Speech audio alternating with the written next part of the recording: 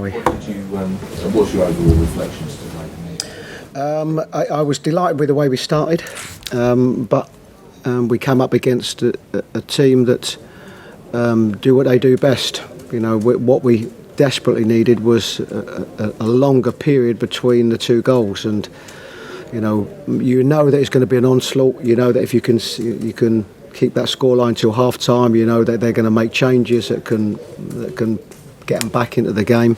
But the fact their equaliser was so quick after our goal, I think hurt us. The rest, you expect the quality that they've got, and for us it was really about staying in there. But I'm pleased at least for a good period of the game that we was able to give them a game, and that's what I wanted.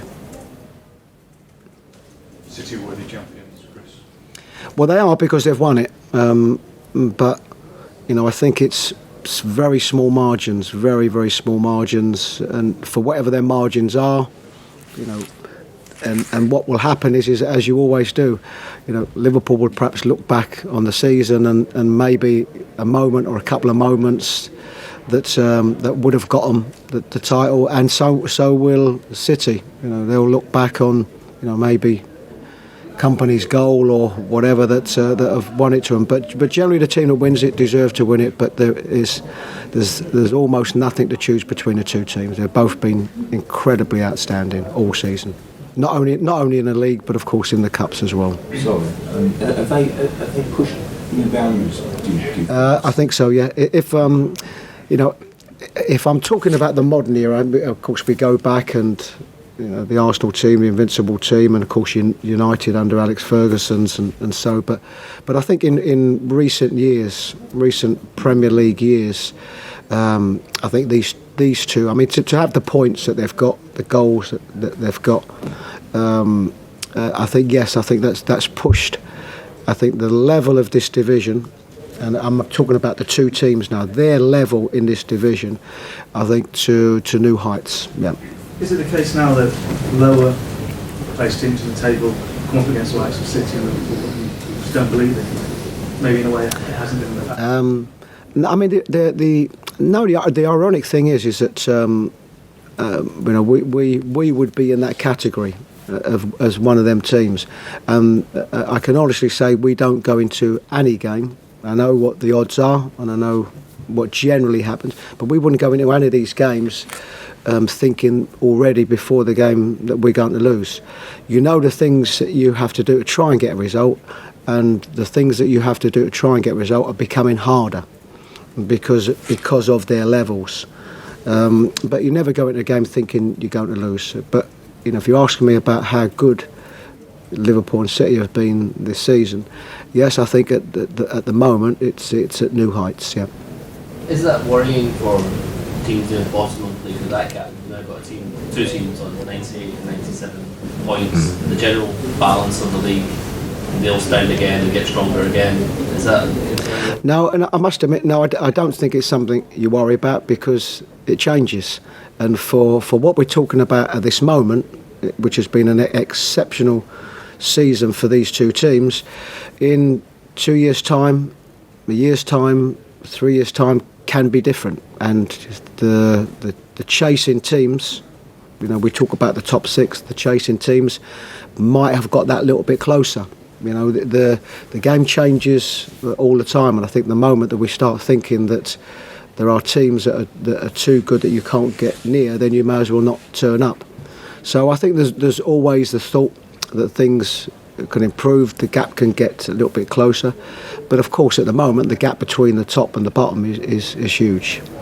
Just from your point of view as a manager, having obviously played them in the FA Cup semi-final and today so recently, what areas can you look at when it comes to playing City that you can hope to maybe exploit, or is it just a case of doing what you do best in terms of defensive duties and take it from there? It's always, and I never mind admitting it, if we're talking about Man City, you've got to defend well against Man City. You've got to, because it showed today. We take the lead. The stadium's in a great place, and 2 minutes later they have a sublime flick that puts Aguero through, and they score. So you have to defend well, but it can be done. There are, if I look at our more so perhaps our our semi-final against them, the scoreline was a close scoreline, and which meant that we, for a huge period of the game, defended well enough. It's then about the next bits, and probably better teams than us in this division, at this moment, have more chance of doing that. Defending well and then showing the bits and the quality that can maybe, get them that result. But when they're in the top form, and when they're in the form that they're in, it's going to be a big defensive day, and generally you also need that little bit of luck as well. Are there any specific areas you'd be willing to admit that you could look at in terms of exploiting City, just from a coach's perspective?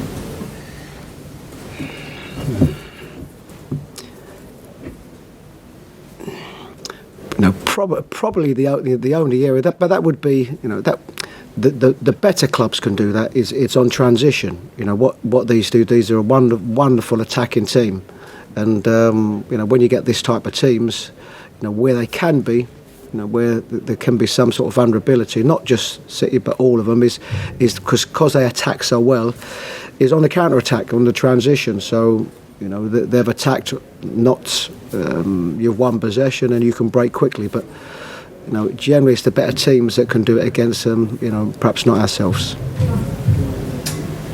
It's great to be brilliant. Yes, and thoroughly deserved, and I've been in the game a long time, and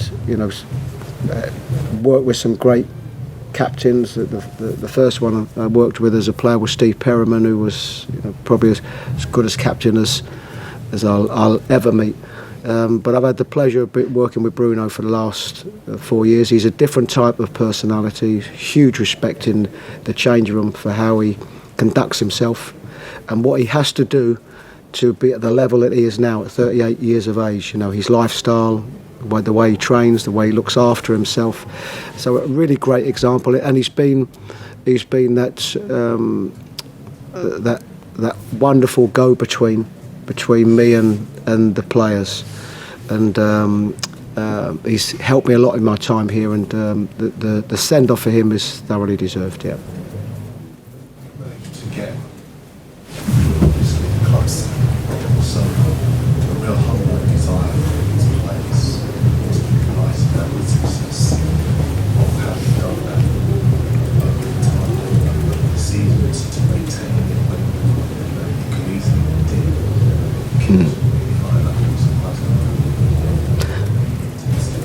Yeah, well, I was pleased with certainly the way we started. I mean, I think as a season as a whole, what tends to happen in management is that you go through difficult periods. It's normal. You analyse, you beat yourself up a little bit. We've got to do better.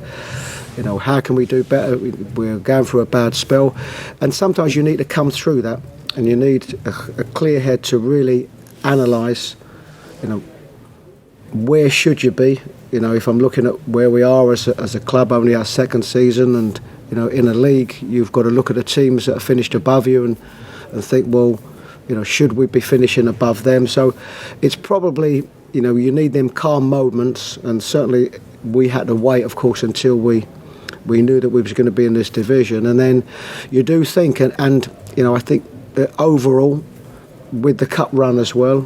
The fact that we've stayed in the division and reached the semi-final of the FA Cup, then we certainly would have settled for that at the start of the season.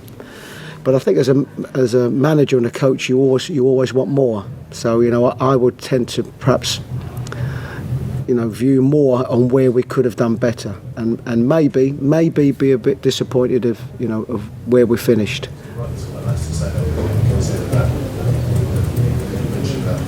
Understanding where you are, you've got other teams to be a hundred million pounds. So now you're not spending it